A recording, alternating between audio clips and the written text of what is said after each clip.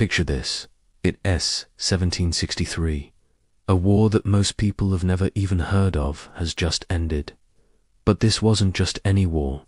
This was the conflict that decided who would rule half the world.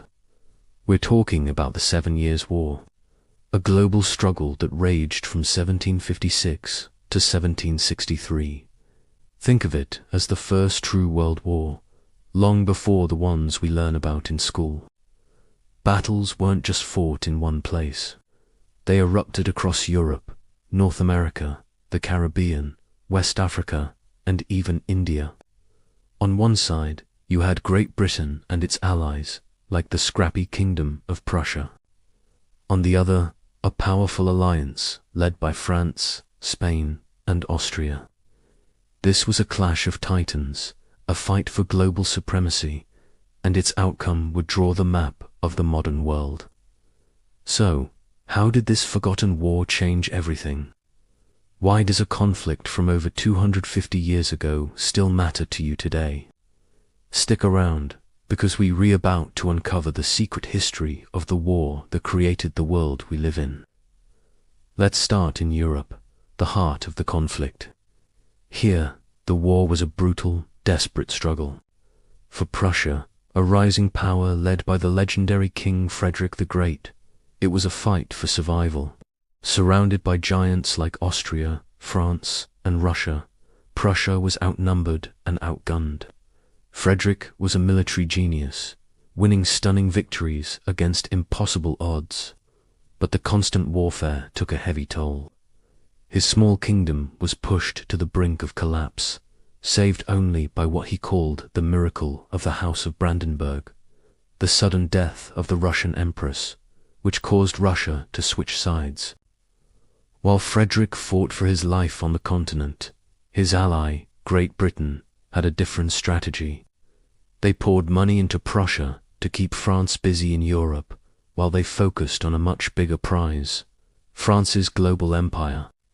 This clever strategy, masterminded by William Pitt, allowed Britain to fight the war on its own terms, far from home.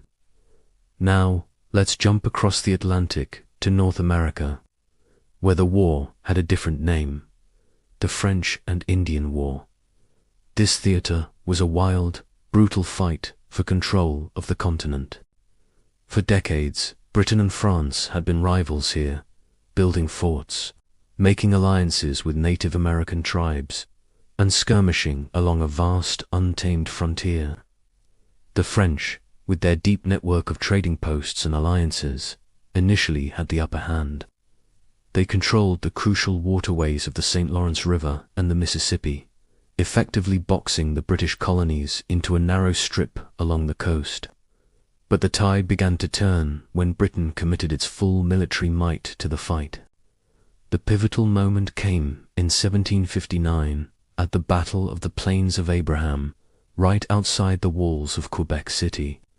In a daring move, British General James Wolfe led his troops up a steep cliff under the cover of darkness, surprising the French defenders. The battle that followed was short but decisive. Both Wolfe and the French commander Montcalm were killed, but the British secured a legendary victory. Quebec, the heart of New France, had fallen. With this single blow, France's dream of a North American empire was shattered. By the end of the war, they would lose Canada forever, and the continent's future would be English-speaking. But North America was just one piece of the puzzle. Let's travel halfway round the world to India, where another empire was being forged in the crucible of war. At this time, India wasn't a single country but a patchwork of powerful kingdoms, with the Mughal Empire in decline. European powers, especially the British and French East India Companies, weren't just traders anymore. They were political players, raising their own armies and making alliances with local princes to gain an edge. The decisive moment here came in 1757 at the Battle of Plassey. Robert Clive, a bold and ambitious leader for the British East India Company, faced the massive army of the Nawab of Bengal, who was allied with the French. On paper, Clive should have been crushed. He was outnumbered almost 10-1. But Clive was a master of intrigue. He secretly conspired with one of the Nawab's key commanders, Mir Jafar, promising to make him the new ruler in exchange for his betrayal. When the battle began, Mir Jafar and his forces stood down, and a sudden rainstorm soaked the Nawab's gunpowder, rendering his cannons useless. The result was a stunning and almost bloodless victory for the British. This single battle gave the East India Company control over the immense wealth of Bengal, the richest province in India.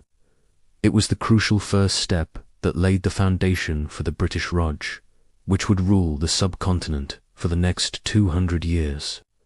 While battles raged on land, an equally important war was being fought on the high seas. In the 18th century, naval power was everything. It meant you could move troops, protect trade routes, and blockade your enemies into submission.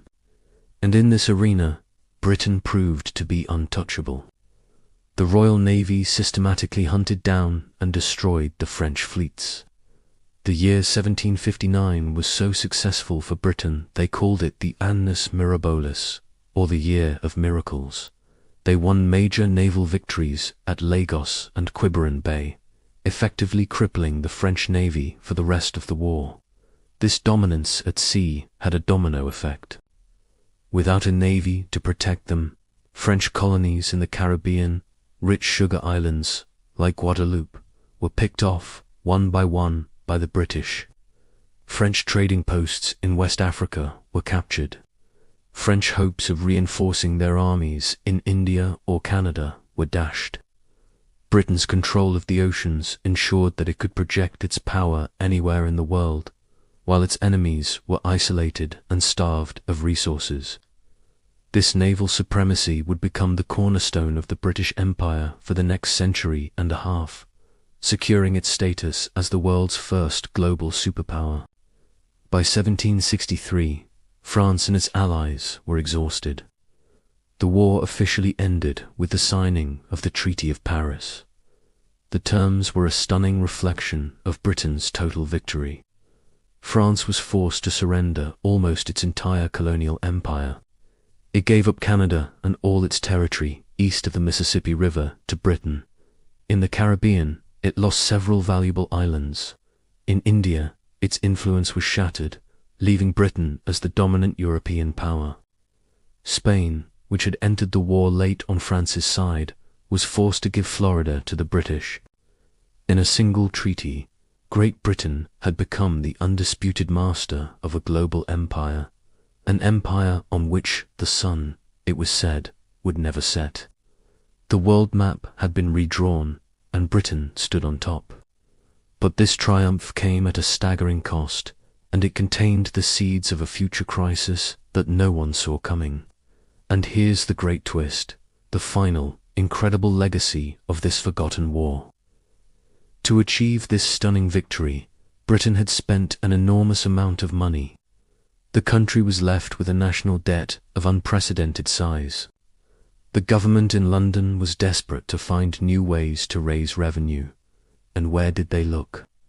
They looked across the Atlantic to their American colonies. From their perspective, it seemed perfectly fair. The war, after all, had been fought partly to protect the colonists from the French and their Native American allies. The British government felt the Americans should help pay for the massive cost of that protection. So, Parliament began imposing a series of new taxes on the colonies: the Sugar Act, the Stamp Act, and others. But the colonists saw things very, very differently. They had fought and died alongside British soldiers, but they had no representatives in the British Parliament. To them, this was taxation without representation, a violation of their rights as Englishmen. The anger and resentment over these taxes started a firestorm of protest. It led to boycotts, riots, and eventually the cry for independence. The 7 Years' War didn't just create the British Empire. It directly led to the American Revolution. By trying to secure its new empire, Britain accidentally sparked the rebellion that would tear it apart. A war that cemented British rule over half the world sowed the seeds for the creation of a new nation, the United States of America. So, the next time you think about the major turning points in history, don't forget the 7 Years' War.